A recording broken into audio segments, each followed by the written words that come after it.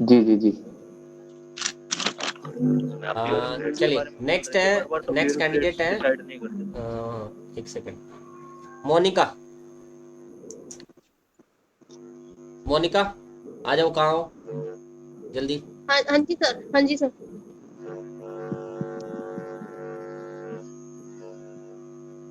चलो भाई खींच दो मोनिका को। मोनिका जी, मेरा पहला क्वेश्चन है, छोटे बच्चों को वर्णमाला कैसे पढ़ेंगे? हिंदी की वर्णमाला काफी बड़ी है, तो कैसे पढ़ाएंगे उसको? और हिंदी में कैसे डिफरेंस करना सिखाएंगे? सर मेरे को आपकी आवाज क्लियर नहीं आ रही। बस क्लियर नहीं हो रही है। सर रिपीट कीजिए। मेरा क्वेश्चन है कि आप छोटे बच्चों को वर्णमाला कैसे पढ़ेंगे और उनको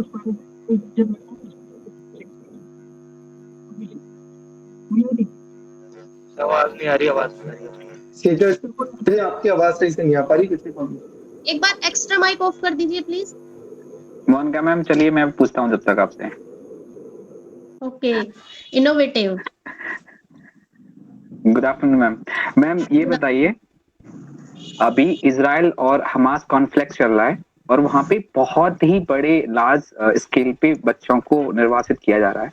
एज अ टीचर अगर मैं आपको वहां पे भेज दूं हमास और इजराइल कॉन्फ्लिक्ट में, तो आप क्या रोल प्ले करेंगे वहां पे जाके? सर मैं इससे गो थ्रू ही नहीं हूँ सर, अभी मैंने इसके बारे में नहीं पढ़ा, सॉरी। ओके, तो मैम कॉम्पिटेंसीज और टीएलओ में डिफरेंस बता दीजिए। ठीक है सर, कॉम्पिटेंसीज वो होती हैं जो हमें बच्चे में विकसित करनी होती हैं कि हमें बच्चे को ये सिखाना है, और टीएलओ वो होता है कि बच्चे उसे सीख चुके क्या, जो वो हमें आउटकम्स दे रही है क्या वो कंप्लीट हो गया। सर ये हमारा टीएलओ हो गया। Okay ma'am, thank you. मैं ना अभी भी क्लास गूगल मीट हो रही है, अभी आप मोनिका मैम, आपकी क्लास में एक डिसेबल्ड बच्चा है और बाकी बच्चे उनको चढ़ा रहे हैं कि मुझे इसके साथ नहीं बैठना और बुलिंग कर रहे हैं, तो उस समय आप क्या करेंगे? मैम मैं बच्चों को समझाऊंगी कि ये कहीं से भी डिसेबल नहीं है, ये बिल्कुल हमारी तरह ही तो है, हमारे जैसे पढ़ते हैं, है ना, हमारे जैसे बातें कर रहे हैं, हमारे साथ ही ये खाना खा रहे हैं, तो ऐसा तो आपको नहीं बोलना चाहिए ना इनको। आप क्यों बोल रहे हो इनको ऐसा? और सोच के देखो आप कि अगर आप इनसे दोस्ती करते हो, इनको दोस्त बना लेते हो अपना एक, बहुत अच्छा, तो आपको एक फ्रेंड भी तो बढ़ जाएगा ना। इतने सारी बातें आप करते हो तो ये भी तो आपको कुछ ना कुछ बताएगा ना। आप देखो मैं कुछ क्वेश्चन कर रही हूँ, ठीक है, अब मैंने 3 क्वेश्चन किए, उन बच्चों ने किसी ने उनमें से 2 का आंसर कर दिया, एक आंसर नहीं कर पाया, एक उस बच्चे ने आंसर किया, तो देखो अभी ये आंसर इसी ने बताया ना, तो कहाँ से डिसेबल हुआ भाई ये? It is not good. Okay, is your friend. Okay ma'am, इसके अलावा हम रोल प्ले भी करवा सकते हैं। Yes ma'am. Okay sir, okay thank you. Monika ma'am okay Chinmay sir, thank you बताने के लिए। हाँ जी ma'am. Monika ma'am Chinmay sir ने कुछ बताया है।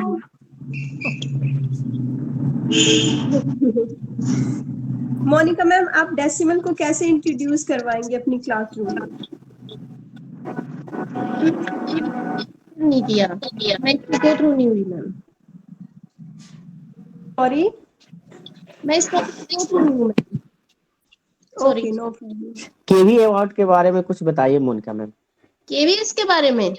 यस सर केवीएस एक ऑटोनॉमस बॉडी है, स्वायत्त संस्था, और इसका गठन 15 दिसंबर 1963 को किया गया था, और इसका उद्देश्य था कि जो पैरा फोर्सेस और एयरफोर्स वाले, यानी कि जो डिफेंस की जॉब वालों के बच्चे होते हैं, उनकी शिक्षा बाधित ना हो, तो इसलिए इसका गठन किया गया था कि वो ट्रांसफॉर्मल जॉब होती है, तो कहीं ना कहीं उनका ट्रांसफर होता रहता है, फिर जिस एरिया में जाते हैं वहां बच्चों का एडमिशन कराते हैं, तो पता चलता है कि पहले कुछ पढ़ के आए हैं किसी स्टेट में, अब यहाँ पे कुछ चल रहा है, तो इसलिए केवी। मोनिका मैम एक मिनट, जिस समय केंद्रीय विद्यालय 1963 में स्थापना की गई थी, उस समय केंद्रीय विद्यालय की संख्या कितनी थी? 20 थे सर। और अभी कितनी है? अभी सर 1249 है और 3 विदेशों में है, और सर ये 1249 भारत में, 3 विदेशों में, और सर एक रिसेंटली अभी नया बना है। वो हिमाचल भी हो सकता है या कोई और स्टेट भी सर, उस पर मैं अरुणाचल श्योर प्रदेश में। क्या मोनिका मैम आप कंफर्म है कि 1249 है? एक मिनट यस सर। मुझे तो डॉट लग रहा। सर तो मैं इसको देखूंगी सर दोबारा से। यस बिल्कुल, ये बिल्कुल रॉन्ग जवाब आपका है। ये अभी 1249 नहीं, पहले 1200, अभी 1200 ये 54 हो गया। 1252 था, 1252 से एक 1253 गुजरात और 1254 अभी फिलहाल में एक अरुणाचल प्रदेश में नया केंद्रीय विद्यालय बना है। यस और 3 केंद्रीय विद्यालय विदेश में जो है वो 1254 मिला के हैं मोनिका मैम, ये नहीं अलग से 3 नहीं उसको बताना है। वो जो 3 है विदेश में वो भी 1254 में ही है। ठीक है सर। ओके।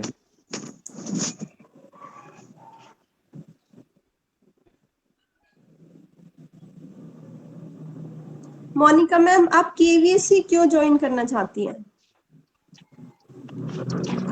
मैम केवीएस ना मेरी ड्रीम जॉब है, और मैम जो केवीएस की पॉलिसीज है या केवीएस के स्कूल हैं, मैं काफी पसंद करती हूँ मैम उनको, क्योंकि मेरी एक फ्रेंड थी जो केवी में पढ़ती थी, तो वो वहाँ के बारे में बताती थी मुझे कि केवीएस स्कूल में ये सब फैसिलिटी है। तो उस टाइम मेरा एडमिशन तो वहाँ नहीं हो सका, बट मन में ये था कि मुझे केवी का हिस्सा बनना ही है।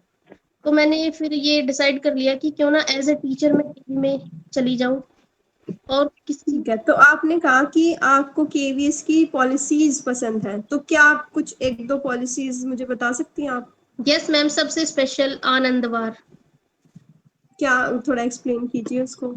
मैम वो एक सेकंड सैटरडे को छोड़ के बाकी सभी सैटरडे को स्कूल में सेलिब्रेट किया जाता है। इस दिन बच्चे बुक्स वगैरह कुछ नहीं लेके आते, पोएम, एक्टिविटीज, गेम्स, इन्हीं के जरिए अपना टाइम स्पेंड करते हैं, इन्हीं में एंजॉय करते हैं।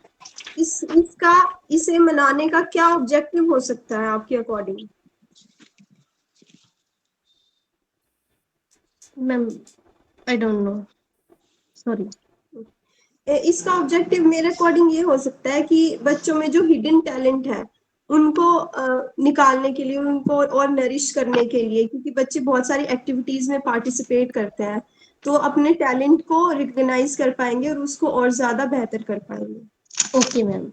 मैम ऑल राउंड डेवलपमेंट भी होगी इससे, बच्चे से डिफरेंट एक्टिविटीज करेंगे वो, तो ऑल राउंड डेवलपमेंट होगा इससे उनका। बिल्कुल मैम, बिल्कुल। कि जैसे हमारे पास 2 तरीके हैं, आप कविता सुनाकर भी बच्चों का ध्यान अट्रैक्ट कर सकती हैं और कहानियां सुनाकर रियल लाइफ एक्सपीरियंसेस से। तो उसमें से आप क्या प्रेफर करना चाहेंगी ज्यादा, कविताओं को सुनाकर बार बार या कहानियों को सुनाकर? जो भी लेसन इंट्रोड्यूस करना चाहेंगी उनको आप किस तरह से बच्चों को अपनी तरफ आकर्षित करने में ज्यादा सहज है? मैम पहले मैं लेसन और कहानी क्यों? पहले मैं लेसन की पृष्ठभूमि को चेक करूंगी कि उसका टाइटल क्या है लेसन का, तो उससे फिर मैं ये देखूंगी कि इससे कविता बेटर बन सकती है या इससे कोई कहानी बेटर बन सकती है, मैम उसके अकॉर्डिंग मैं पढ़ाऊंगी मैम। मोनिका मैम, अगर आपकी क्लास में कुछ वीक स्टूडेंट्स हैं तो आप उनको कैसे साथ लेके चलेंगे? क्योंकि कुछ बहुत गिफ्टेड स्टूडेंट्स भी होते हैं, कुछ एवरेज होते हैं, कुछ वीक होते हैं, तो आप इन सब का बैलेंस कैसे बनाएंगे अपनी क्लास में? मैम जो मैं अपनी वो लेसन प्लान बनाऊंगी मैम, उसमें मैम हर तरह की एक्टिविटी में शामिल करूंगी जिसमें कि वीक बच्चा भी आसानी से सीखे और जो ब्रिलियंट है वो भी आसानी से सीखे। फिर मैं ग्रुप बनाऊंगी कि जो थोड़े से वीक बच्चे हैं ना उनको ब्रिलियंट बच्चों के साथ बिठाए, क्योंकि बच्चे ना मैम पीयर ग्रुप में ज्यादा अच्छे से सीखते हैं। तो इस तरह से धीरे धीरे मैं ऐसे ही चेंजमेंट लेके आऊंगी, और मैम मैं उनको पर्सनल गाइड भी करूंगी। अगर वो पर्सनली मेरे से पूछेंगे, जहां उनको डाउट्स होगा मैं उनके वो भी क्लियर करूंगी मैम।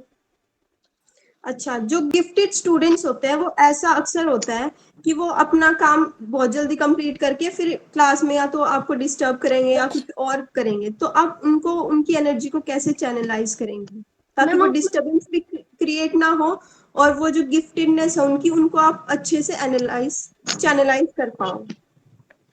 मैम उनकी एनर्जी को है ना मैं पॉजिटिव वे में लगाऊंगी। मैं उनको है ना कुछ एक्टिविटी ऐसी दे दूंगी, जैसे मान लो उन्होंने अपना वर्क कंप्लीट कर लिया, तो मैं उनको बोलूंगी कि बच्चे आप ना जो हमारे स्कूल का गार्डन है ना वहां जाइए, वहां पे देखो वो पेड़ है ना, आप उसमें पानी डाल के आओ, ठीक है।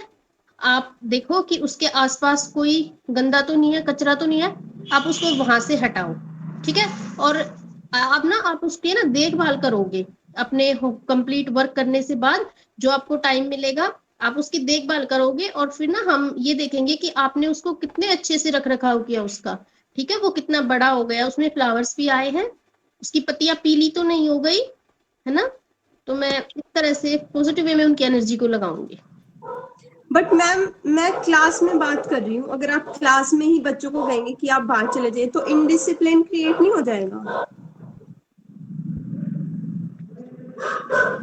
कि मतलब कुछ बच्चे पढ़ाई कर रहे हैं और जो गिफ्टेड है आपने बोल दिया कि चलो आप बाहर चले जाओ, तो ये तो थोड़ा समझ नहीं आ रहा मुझे।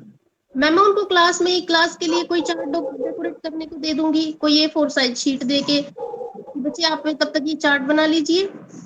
मान लो मैं एक टॉपिक पढ़ा रही हूँ उनको, मैं टेबल ही पढ़ा रही हूँ, तो मैं बोलूंगी कि आप 2 और 3 की टेबल काफी बड़े बड़े वर्ड्स में लिख के अक्षर में, और हम इसको क्लास में लगाएंगे, आप ये चार्ट बना दीजिए तब तक। मैम ये भी तो कर सकते हैं, जो गॉड गिफ्टेड बच्चे हैं उनको, जो वीक है ना, उससे कह रहे आप इनको पढ़ाइए, जो इनको कोई टॉपिक नहीं आया, जो सवाल नहीं है आप इनको बता दीजिए, तो पीयर लर्निंग भी हो जाएगी। हाँ, पीयर लर्निंग करवा सकते हैं आप उन बच्चों को। हॉट्स के जो higher order thinking skill questions होते हैं वो दे सकते हैं आप, कुछ रीजनिंग से रिलेटेड कुछ पजल्स वगैरह दे सकते हैं, मैजिक स्क्वायर जैसे होता है कि वो आप उनको सॉल्व करेंगे, वो तो उनकी रीजनिंग पावर, क्रिएटिविटी, वो सब उसमें टाइम भी वो लगाएंगे और उसका डेवलपमेंट भी होगा। और बच्चे पीयर लर्निंग से ज्यादा सीखते हैं।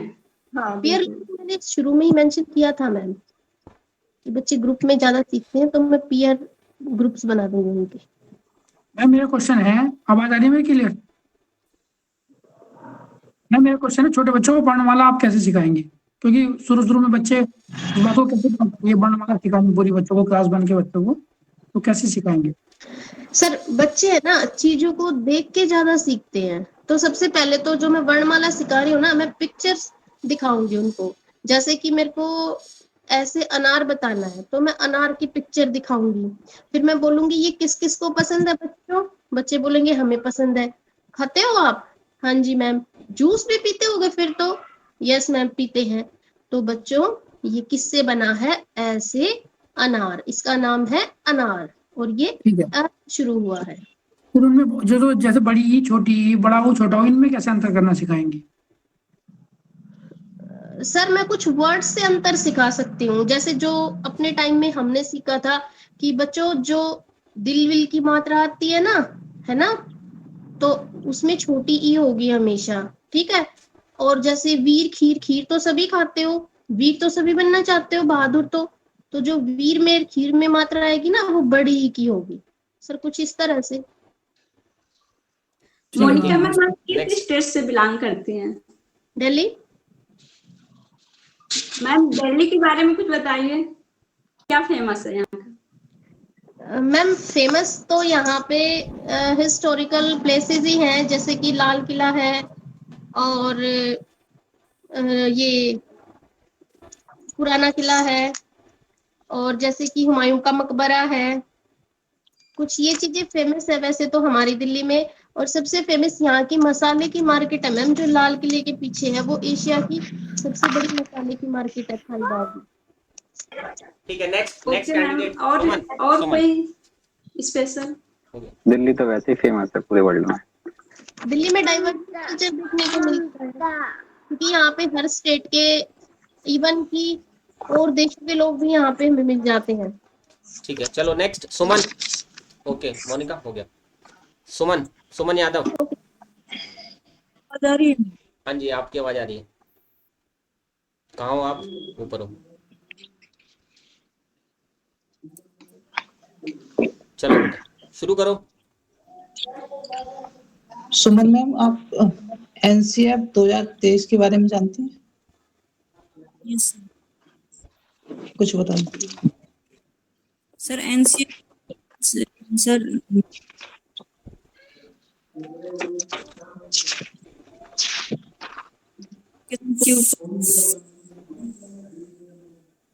आपकी आवाज, सुमन आपकी आवाज कहाँ चली जाती?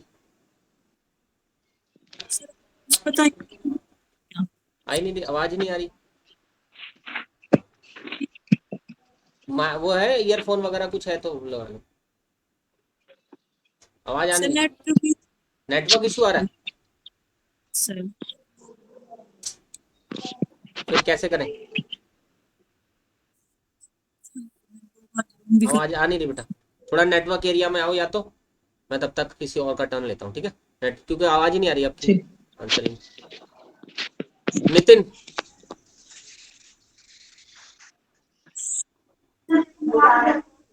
Nitin, Nitin, where is Nitin? Nitin, Nitin, where is Nitin?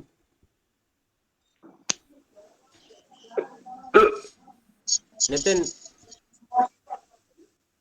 आवाज आ रही है? हाँ बेटा आ गई। जी आ रही है। एक सेकंड। नितिन सर आपसे भी सेम ही क्वेश्चन है कि एनसीएफ 2023 के बारे में कुछ जानकारी देंगे? तो जैसे कि हमारा एनसीएफ अब तक हमारे ये 5th एनसीएफ है। इससे पहले हमारे 4 एनसीएफ और आ चुके हैं 1975 में, 1988 में, 2000 में, 2005 में और ये 23 में आया 2023। यहाँ के धीरे धीरे जैसे कि हम अपनी पॉलिसी बनाते जा रहे हैं। हमारी न्यू एजुकेशन थर्ड पॉलिसी आई है। अब उसको इम्प्लीमेंट करने के लिए हमको एक करिकुलम तो चाहिए।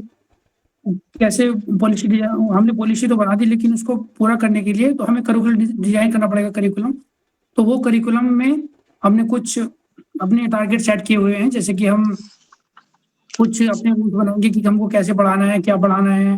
जैसे हमने एनसीएफ के अंडर में हमने एक अभी न्यू एनसीईआरटी इंक्लूड की है, ताकि बच्चे को हैंड्स ऑन एक्टिविटी के ज्यादा अवसर मिल सके, उनको बर्डन को उनको कम किया जा सके। हालांकि पहले एनसीएफ भी अच्छे हैं, लेकिन इम्प्रूवमेंट के चांसेस तो हर समय रहते ही हैं। जितना हम आगे बढ़ते जा रहे हैं, जैसे हमारी सोसाइटी में कंटिन्यूसली इम्प्रूवमेंट हो रहा है, तो उसके साथ हमें अपनी पॉलिसीज में भी इम्प्रूवमेंट करना पड़ेगा। उसी से हम आगे बढ़ पाएंगे, अपने आप को मेंटेन रख पाएंगे। ठीक है। आपने पंचायती कोई वर्ड सुना है? पंचायत कौन सा वर्ड सर? पंचायती। पंचायती पंचकोश सुना है सर, पंचायती मैंने नहीं सुना। एनसीएफ 2023 में पंचायती को भी डिस्क्राइब किया है। वो 5 वर्ड हैं: अद्वितीय, बोध, अभ्यास, प्रयोग और प्रसार। Hello Nitin sir. Hello Nitin sir, good evening sir. आपने कौन सी स्ट्रीम से पढ़ाई की है? सर मैं मैकेनिकल इंजीनियरिंग से पढ़ाई की है। सर तो आपको नहीं लगता कि आप अपने फील्ड में बहुत अच्छा कर सकते थे? आप टीचर क्यों बनना चाह रहे हैं, वो भी प्राइमरी टीचर? आप अपनी स्किल्स का कैसे यूज कर पाएंगे इस लेवल पे, क्योंकि यहाँ तो बच्चे बहुत छोटे होते हैं। तो छोटे बच्चों को पढ़ाने के लिए स्किल्स जो है वो मैकेनिकल इंजीनियरिंग, उसमें बाधा नहीं है, उसमें सपोर्ट ही मुझे करेगा। क्योंकि आजकल तो टेक्नोलॉजी का काफी यूज हो रहा है, और उसके माध्यम से छोटे बच्चों को आजकल जैसे हैंड्स ऑन एक्टिविटी के माध्यम से सिखा रहे हैं। तो टेक्नोलॉजी का यूज करके हमें काफी सारे ऐसे प्रोजेक्ट्स हैं कि उन बच्चों के थ्रू इजी प्रोजेक्ट बना के, डिफिकल्ट नहीं, इजी प्रोजेक्ट बना के बच्चों के सामने रिप्रेजेंट करेंगे। तो टेक्नोलॉजी का काफी हेल्प रहेगा, और तब मैं बच्चों के अंदर थोड़ा टेक्निकल स्किल्स भी डेवलप कर पाऊंगा। क्योंकि आजकल जैसे मॉडर्न सिचुएशन में चल रहा है कि टेक्नोलॉजी बहुत ज्यादा आगे जा रही है ना, तो उसमें हमारे कहीं ना कहीं बहुत ज्यादा इफेक्टिव रहेगी टेक्नोलॉजी भी। तो और जैसे ये, और मैंने इंजीनियरिंग के बाद इसमें इसलिए आया हूँ मैं इधर टीचिंग फील्ड में, क्योंकि मेरा इंटरेस्ट टीचिंग फील्ड में भी, इंजीनियरिंग में मेरा अच्छा था, लेकिन उससे ज्यादा आगे 30 सालों तक अब मैं अगर अपने टेक्निकल फील्ड में ज्यादा अच्छा काम, इसमें टीचिंग फील्ड में काम करूंगा, उसमें मुझे ज्यादा अच्छा फील होता है। मतलब कि मैं उसमें अगर उतना अच्छा इंजीनियर ना बन पाऊँ आगे चल के, उस बात से ज्यादा अच्छा ही रहेगा कि मैं अच्छा टीचर बन जाऊँ। इसलिए मैं इधर आया हूँ। और जैसे कि मेरा फैमिली बैकग्राउंड में टीचिंग का ही है, मेरे पापा भी गवर्नमेंट टीचर हैं, तो उनको देखकर मैं बचपन से सीख रहा हूँ स्किल्स को। तो मैं सोचता हूँ कि मैं एक दो प्रोजेक्ट्स के नाम बताइए जो आप बच्चों को बोल रहे हैं कि हम सिखाएंगे। प्रोजेक्ट में छोटे बच्चों के लिए मॉड्यूल बना सकते हैं, छोटे छोटे मॉडल कैसे बना सकते हैं कि ये छोटे बच्चों को हमको एडिशन सिखाना है ना। तो अब क्या है कि हम छोटे छोटे, जैसे कि हमारे घर पे डिब्बे पड़े ही रहते हैं खाली, है ना, और 2 ये डिस्पोजल गिलास ले लेंगे, उनको टेप से चिपका देंगे उस पर, और एडिशन के लिए बीच में साइन लगा देंगे। शायद मैं भी आपको करके ना दिखा पा रहा हूँ, लेकिन मैं आपको सामने से, अगर आप मेरे बैठे होंगे तो बहुत अच्छी तरह दिखा दूंगा। तो उसमें क्या है, एडिशन सिखाना हो तो हम थोड़ा, ये इतनी बड़ी हाई फाई टेक्नोलॉजी तो नहीं है, लेकिन छोटे बच्चों के लिए तो यही काफी है। तो उसमें एडिशन करने के लिए जैसे हमारे पास 2 ग्लासेस रहेंगे, नीचे बॉक्स रहेगा, बॉक्स से हम नीचे इक्वल का निशान भी लगाएंगे, तो ऊपर से दोनों, अगर हम ऊपर से छोटी छोटी बॉल ले लेंगे और उनके थ्रू हम बच्चों को एडिशन सिखा सकते हैं, ऐसे सब्ट्रैक्शन सिखा सकते हैं। और क्या है कि इसमें जैसे हम बच्चों को एडिशन वगैरह सिखाना है तो हम काफी सारी चीजों का यूज कर सकते हैं और काफी सारे वो मेथड्स हैं, और आप जब मेरे सामने रहेंगे तो मैं अच्छे से बता पाऊंगा। नितिन सर, प्रोजेक्ट्स, ये जो एडिशन का आपने प्रोजेक्ट बनाया ये तो नॉर्मल भी कर सकता है, इसमें आप मतलब इसके लिए इंजीनियरिंग करने की जरूरत है? तो ठीक है, इंजीनियरिंग के लिए तो नहीं है, लेकिन मैंने इंजीनियरिंग में अपने जो मेथड सीखे हैं, मैंने कंप्यूटर बहुत अच्छे से सीखा है और बारिश मेथड्स हैं, आगे जो मेरे एक्सपीरियंसेस हैं वो सिखाऊंगा मैं, क्योंकि इंजीनियरिंग में तो हम सब सारे सब्जेक्ट पढ़ते हैं, तो बच्चों को किसी भी फील्ड में भी कोई प्रॉब्लम नहीं आने दूंगा। Okay, thank you, thank you. Nitin sir, आप अपनी टेक्निकल नॉलेज को टीचिंग में कैसे अप्लाई करेंगे, उसके 1-2 एग्जांपल मुझे दे दीजिए। मैम जैसे कि छोटे बच्चे हैं तो अभी तो हमें पहले तो उनका बेस ही तैयार करना है, तो फिलहाल तो उन्हें टेक्निकल एजुकेशन की इतनी आवश्यकता नहीं है। जैसे कि यहाँ पर प्राइमरी एजुकेशन में के लिए इन्होंने एलिजिबिलिटी हमारी 12th बेस पर होती है, तो 12th बेस में मैंने 12th बेस पे भी अगर हम देखते हैं तो सॉरी टेक्नोलॉजी के बेस पे हम देखते हैं तो टेक्नोलॉजी को छोटे बच्चों को इतना इम्प्लीमेंट नहीं रहता, लेकिन बस ये है कि हम थोड़ा उनको आगे गाइड कर सकते हैं कि बच्चों इस थोड़ा थोड़ा कंप्यूटर की नॉलेज दे सकते हैं। जैसे अभी तो क्योंकि उनका लेवल तो बहुत कम, बहुत बच्चे तो अभी हम उनको अक्षरों का ज्ञान ही करा रहे होते हैं, यहाँ पर टेक्नोलॉजी का इतना रोल नहीं है, बस उनको हम अक्षर का ज्ञान या थोड़ा कंप्यूटर की बेसिक नॉलेज दे सकते हैं यहाँ पर। तो सर मतलब आप ये कहना चाह रही हैं कि आपका जो फिलहाल आप जिस प्रोफेशन में जाना चाह रहे हो वहाँ पे टेक्नोलॉजी या टेक्निकल नॉलेज का इतना कोई यूज नहीं, तो आपको नहीं लगता कि फिर आपने एक इंजीनियरिंग की सीट बर्बाद कर दी? नहीं, टेक्नोलॉजी का यूज है, किसमें टेक्नोलॉजी का यूज है, उसमें जैसे हम असेसमेंट करेंगे बच्चों का, बच्चों के चार्ट, बच्चों के जो है हम आगे उनकी शीट तैयार करते हैं। आजकल तो कंप्यूटर का बहुत ज्यादा यूज हो रहा है, तो हम जैसे कि मैकेनिकल इंजीनियरिंग से है तो लेकिन हमें कंप्यूटर भी हमने काफी सीख रखा है, तो हम कंप्यूटर का इजीली बच्चों को नए नए प्रोजेक्ट्स दिखा के, जैसे बच्चों को हम कोई किसी चीज को बता रहे हैं, ओरली बता रहे हैं, तो हम उनको कंप्यूटर पे या स्क्रीन पे इजीली दिखा सकते हैं, तो वहाँ पर टेक्नोलॉजी का इतना यूज हो सकता है। ठीक है, तो जैसे आप ईवीएस में हम बच्चों को फैमिली, एक थीम है फैमिली एंड फ्रेंड्स, तो आप उससे किस तरीके से टेक्नोलॉजी को मर्ज करके कैसे वो अच्छे से आप समझाएंगे?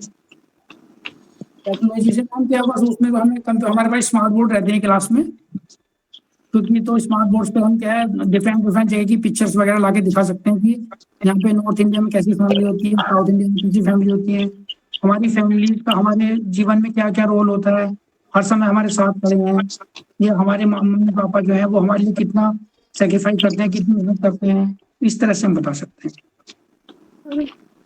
सर मेरा एक मैं आपसे पूछना चाहूंगी कि आपने घर जाते समय देखा कि स्कूल की छुट्टी हो गई थी, तो आप जिस क्लास के क्लास में उस क्लास के कुछ जो स्ट्रे डॉग्स थे उनको मार रहे थे, ठीक है, बुरी तरह से मार रहे थे, आपने देखा, पर आप उन्हें उस टाइम डांट नहीं पाए क्योंकि आप भी गाड़ी से जा रहे थे, आप अवॉइड कर रहे, आपकी नजर बढ़ गई, आप ही जानवरों को मार रहे थे, तो आप उनको कैसे सिखाएंगे कि वो जानवरों को इज्जत दे, प्यार दे और इस तरह का जो जंगली व्यवहार है वो ना करें? हमें ये तो मॉरल एजुकेशन हमको साथ साथ में सिखानी होती है बच्चों को कि सभी में प्राण होते हैं, जब हमारे कोई चोट लगती है हम या हमारे कोई मारता है तो हमारे दर्द होता है, इस तरह से, तो इस तरह से छोटे उनको जानवर से भी दर्द होता है, इसलिए हमको उनको नहीं मारना चाहिए। और हाल तो जब मैं ऐसा देखूंगा तो मैं तुरंत रुक कर वो उसको बचाने की कोशिश करूंगा, उसको अगर ज्यादा चोट होगी तो उसके दवाई वगैरह का भी इंतजाम करेंगे जरूर, क्योंकि वो हमारे। सर मेरा एक क्वेश्चन है सर, अगर आप क्लास में एंगल पढ़ा रहे हो तो टाइप्स ऑफ एंगल को कैसे आप पढ़ाओगे? तो आपकी आवाज थोड़ी सी फटफट के आ रही है, मतलब क्लियर नहीं आ पा रही इधर तक। सर अगर आप क्लास 5th में एंगल पढ़ा रहे हो, एंगल यस तो आप कैसे मतलब टाइप्स ऑफ एंगल को कैसे इंट्रोड्यूस करेंगे, आप करोगे क्लास में? हाँ तो सर ये वाला कंसेप्ट हम 4th से 5th क्लास में एंटर करेंगे, तो उसमें तो एंगल के लिए तो हमारे पास वही होता है कि हम जैसे डायग्राम वगैरह, डायग्राम की हेल्प से बताएंगे ये एंगल इतना होता है, ये एंगल इतना होता है, जैसे कि 90 डिग्री का एंगल दिखाएंगे या उनको शेप्स दिखाएंगे डिफरेंट, नहीं आप तो एनसीईआरटी नहीं, आप तो एनसीईआरटी बुक्स देखे होंगे, तो वहाँ पे तो 90 डिग्री नहीं है। तो without giving knowledge of 90 degree और 90 degree how different types of angles. Chinmay sir का audio extra mic open. Hello, अभी सुनाई दे रहे हैं सर? हाँ सर, मैं बोल रहा हूँ कि अगर आप क्लास 5 में एंगल पढ़ा रहे हो जी, ठीक है, तो आप जो हमारा जो 3 टाइप का जो एंगल होता है बेसिक मतलब क्लास 5 में, तो आप उसको कैसे इंट्रोड्यूस करेंगे बच्चे के अंदर अकॉर्डिंग तो टू बच्चे के अंदर वो डायग्राम के माध्यम से इसके अंदर इंक्लूड करने की कोशिश करेंगे, कि उनको डिफरेंट डायग्राम्स दिखाकर। नहीं, आप कोई टीएलएम यूज करके बोलिए। सॉरी सर, अभी फिलहाल तो मैं इसके बारे में नहीं जानता, मैं इसके बारे में जानने की कोशिश करूंगा। यूज गेट, क्लास का गेट यूज करके आप एंगल समझा सकते हैं। सर एनसीईआरटी में क्या होता है ना, राइट एंगल को पढ़ाने के लिए हमको 90 डिग्री का यूज, ये जो टर्म यूज नहीं करना है, क्योंकि हमको बच्चों को पढ़ाना है कि बच्चों आप कैपिटल एल लेटर जो दिखे हो तो बच्चे बोलेंगे यस सर।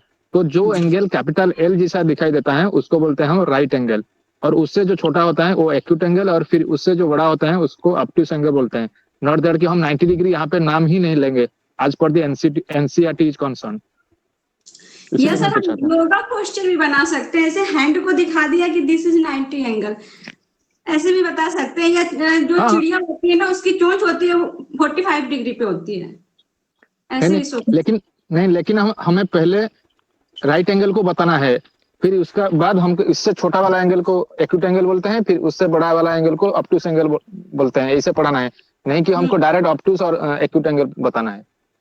ये मेरे को सर राइट एंगल के लिए हम जो क्लासरूम में जो कॉर्नर्स होते हैं, तो जहाँ पे ये हो सकता है, ये हो सकता है, उसके भी वो 90 डिग्री का हो सकता है। जी। ठीक है, चलो नितिन सर, आपका रुझान टीचिंग क्षेत्र में कब से आने लगा? अच्छा, ये गोविंद लास्ट क्वेश्चन है, इसके बाद आरती गुप्ता रेडी हो जाओ। तो टीचिंग फील्ड में मेरा रुझान पहले से ही है, क्योंकि मेरे पापा टीचर हैं, गवर्नमेंट टीचर हैं, तो उनके थ्रू टीचिंग से तो पर्सनली कनेक्टेड है पहले से ही। लेकिन जब मैं अपने 12th क्लास में आया था तो मेरे बड़े भैया इंजीनियर हैं वो भी, तो उनके देखा देख मैंने इंजीनियरिंग कर ली। उस समय मुझे इतना नॉलेज नहीं था, लेकिन मेरे पापा जी ने मुझे कभी फाउंडेशन नहीं रखी, उन्होंने कहा कि जो आप करना चाहते हो वो कर लो। तो उस समय में मैंने फ्लो में अपने भाई को देख के इंजीनियरिंग तो कर ली, लेकिन जब मैं इंजीनियरिंग कर रहा था उस समय मुझे फील हुआ कि आगे चल के मैं इसमें इतना अच्छा नहीं कर पाऊंगा, लेकिन अगर मैं टीचिंग फील्ड में जाऊँ तो मैं इसमें ज्यादा अच्छा कर पाऊंगा। इसलिए मैंने टीचिंग फील्ड चूज की थी, क्योंकि मेरे इंटरेस्ट का सब्जेक्ट। ओके, और एक प्रश्न कर सकता हूँ सर? जी, आप थोड़ा सा निपुण भारत के बारे में हमें बता दें। निपुण Bharat, national initiative for proficiency in reading with understanding and numeracy. Sorry, national initiative for proficiency in reading with understanding and numeracy.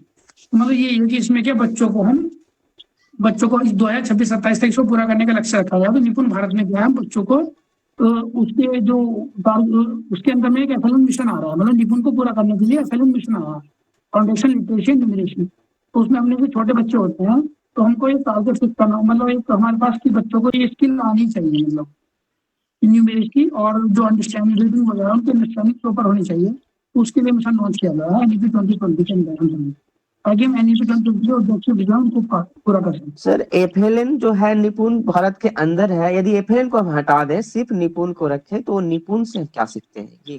ये मेरा question.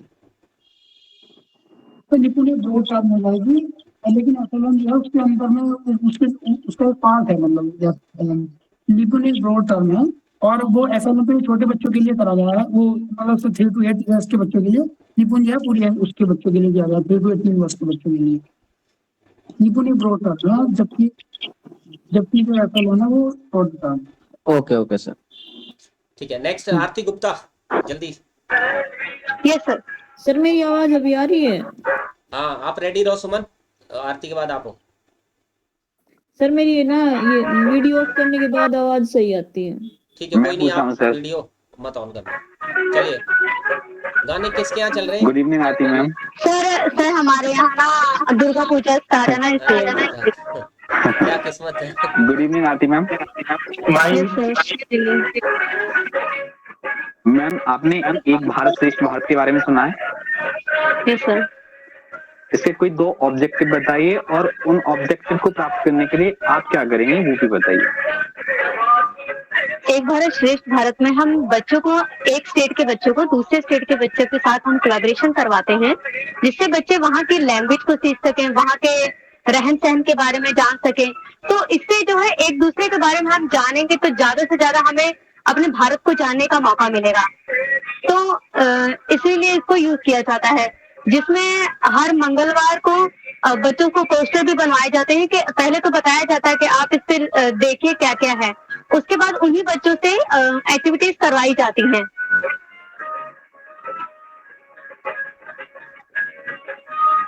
Okay ma'am, thank you. आपसे तो मुकाबला करना। मुझे पता था आपने जरूर पूछना है। मैम मेरा एक क्वेश्चन है। Yes ma'am ma'am. आप अपना लेसन प्लान कैसे बनाते हैं, उसमें क्या क्या इंक्लूड करते हैं?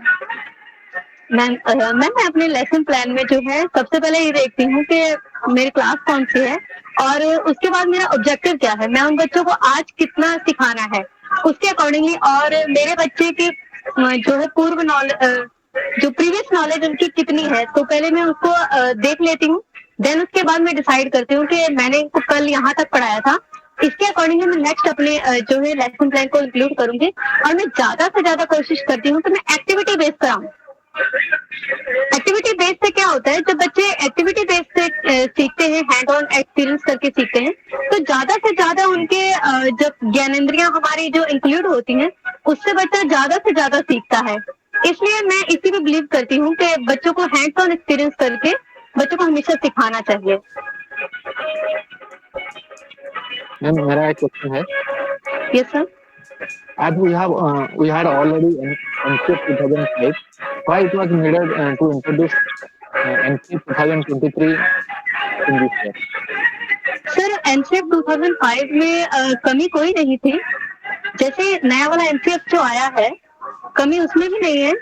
ये है कि उसी चीजों को हमने थोड़ा सा इलेबोरेट करके इसमें बताया गया है और इसमें बहुत सारी एक्टिविटीज को इंक्लूड किया गया है बच्चे के अकॉर्डिंगली। और इसमें जो है जो आंगनवाड़ी के बच्चों के लिए हम क्या क्या कर सकते हैं इसको भी इंक्लूड किया गया है। हम जैसे बच्चों के लिए खेल पिटारा नामक है, इसको बच्चों को सिखाते हैं, तो जिससे बच्चे पहले क्लास फर्स्ट में आते थे, वो मातृभाषा के साथ आते थे, बट अब बच्चा क्लास फर्स्ट में आने से पहले बहुत कुछ सीख चुका होगा, ताकि उसको बच्चे को आगे सीखने में प्रॉब्लम ना हो। और बच्चे के बेस को मजबूत करना है, बिकॉज जब बच्चे का बेस मजबूत होगा तभी उसके जैसे कहते हैं कोई भी हमें बिल्डिंग तैयार करनी है, तो जब उसकी नींव मजबूत होगी तभी आगे की मंजिलें जो है अच्छे से वर्क करेंगी, तैयार होंगी। तो इसलिए इसकी नींव को मजबूत करने के लिए हमें इसको लाना पड़ा। एनसीएफ पुराने वाले की ही चीजों को हमने इलेबोरेट करके इसमें बताया हुआ है। और कोई है और कोई रीजन है? सभी यस सर, इसके अलावा हमने इसमें बहुत सारे प्ले को इंक्लूड किया है जो कि बच्चे खेल खेल के माध्यम से सीखते हैं। तो हमने बहुत सारे प्ले को इंक्लूड करके हम बच्चों से उनकी क्यूरियोसिटी को जान सकते हैं, बच्चा कब क्या सोच सकता है उसको हम पता कर सकते हैं। क्ले मॉडलिंग से सिखा सकते हैं, बच्चों को शेप्स बनाना सिखा सकते हैं, बहुत सारे जानवरों को हम खुद बना के बच्चों को दिखा सकते हैं, जिससे बच्चा खुद देख के सीखेगा। सर अभी तक तो मैंने अभी इतना ही किया है, नेक्स्ट इसके आगे मैं अभी वर्क करूंगी इस पे। मैं उसमें एक लाइन ऐड कर सकता हूँ कि it has been witnessed that जब हमारा कोई मतलब एनईपी आता है उसको अचीव करने के लिए, उसका जो ऑब्जेक्टिव विजन जो होता है उसको अचीव करने के लिए इसका बाद में एनसीएफ आता है। लाइक 1968 में जो आया था एनसीएफ, इसका बाद 1975 में आया मतलब सॉरी एनईपी जो 1968 में आया था, इसका बाद आया एनसीएफ 1975, फिर 1986 में जो एनईपी आया इसका बाद एनसीएफ आया 1988, फिर उसका बाद फिर आया 2005 according to the time, according to the situation and need of the country. And फिर अभी जो एनईपी 2020 आया है, इसका जो ऑब्जेक्टिव विजन है उसको इम्प्लीमेंट करने के लिए, उसको अचीव करने के लिए it's a road map that NCF 2023 is a road map to achieve the objectives and the vision of NEP 2020। आगे भी जब आएगा एनईपी तो उसके बाद जरूर एनसीएफ आएगा। Thank you ma'am. मैम मेरा क्वेश्चन है आरती ma'am, I have a question for you. So in your classroom, some students are using abusive language. So how will you handle with this situation? मैं पहले तो बच्चों को जब भी हम कुछ भी पढ़ाते हैं तो हम साथ में उनको मोरल वैल्यूज भी सिखाई जाती हैं, तो उसी में मैं बच्चों को बताऊंगी कि बेटा एक दूसरे को गालियां निकालना या इस तरह से बोलना ये बातें सही नहीं है।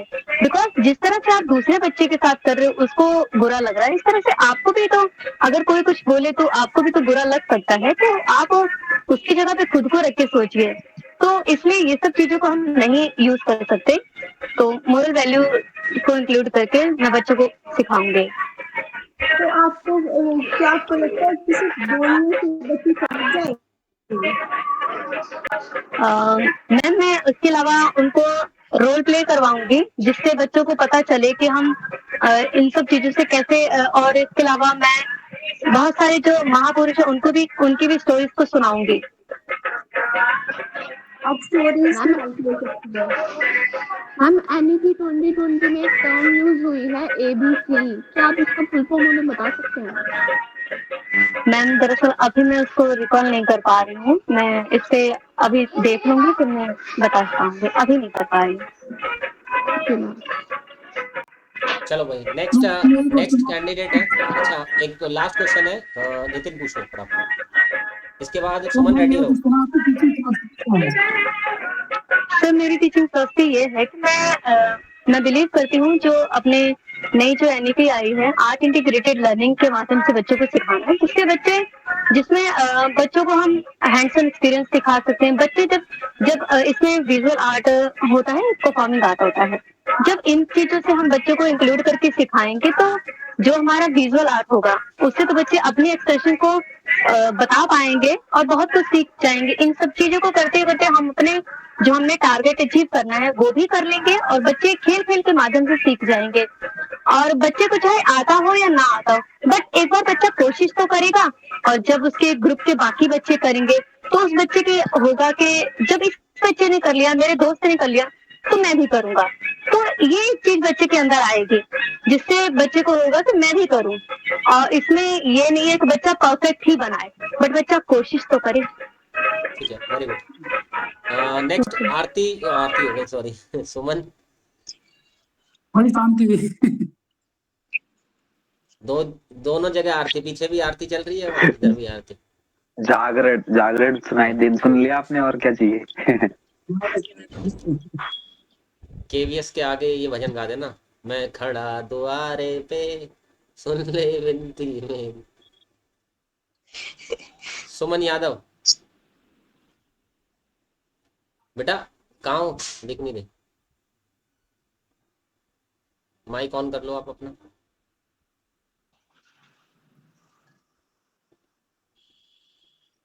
सुमन रेडी हो?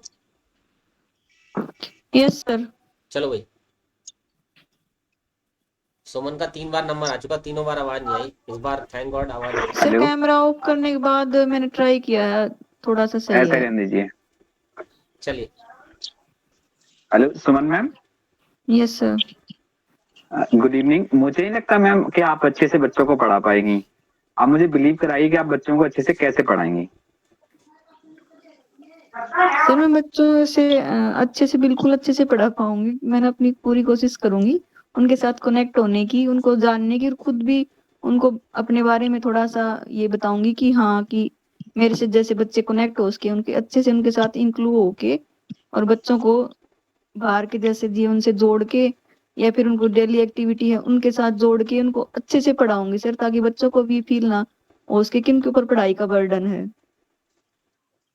ओके, टॉय बेस्ड पेडागोजी के बारे में आपको क्या पता है? सर टॉयज बेस्ड पेडागोजी है कि बच्चों को खिलौनों जैसे खेल खेल में सिखाया जाता है। बच्चों को खेल खेल में जैसे सिखा दिया हमने, बच्चों को पता भी नहीं लगा और उनको पढ़ा भी दिया, उनको सिखा भी दिया। और बच्चे ज्यादा है ना खेलना पसंद करते हैं, तो हम उसी वे में पढ़ाएंगे तो बच्चों को बोरियत महसूस नहीं होगी, बच्चे सीख भी जाएंगे और बच्चों को बर्डन भी फील नहीं होगा। कीर्ति रेडी रहना आप, इसके बाद सुमन के बाद आपका नंबर है, ठीक है?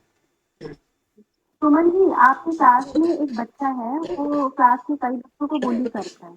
आपने जो है उसके पेरेंट्स से उनकी बात करनी चाहिए कि ये बच्चा जो है दूसरे बच्चों को परेशान करता है, पर पेरेंट्स ने साफ मना कर दिया था कि नहीं, मेरा बच्चा तो ऐसे नहीं करता, और सुनने को नहीं तैयार कि मेरा बच्चा सीधा है, वो ऐसे करता नहीं है। बट आप जानते हैं, क्लास में देख रहे हैं, दूसरे टीचर्स भी देख रहे हैं, पर पेरेंट्स साफ मना कर देते हैं। अब वो बच्चा क्लास में बुली करता ही है, तो आप उसे कैसे रोकेंगे, कैसे समझेंगे? मैम वो अगर बच्चा क्लास में अगर ऐसी हरकत करता है तो अगर पेरेंट्स मना कर रहे हैं ना, तो वहां पे अगर हो सकता है वो स्कूल में ही करता हो, घर पे ना करता हो।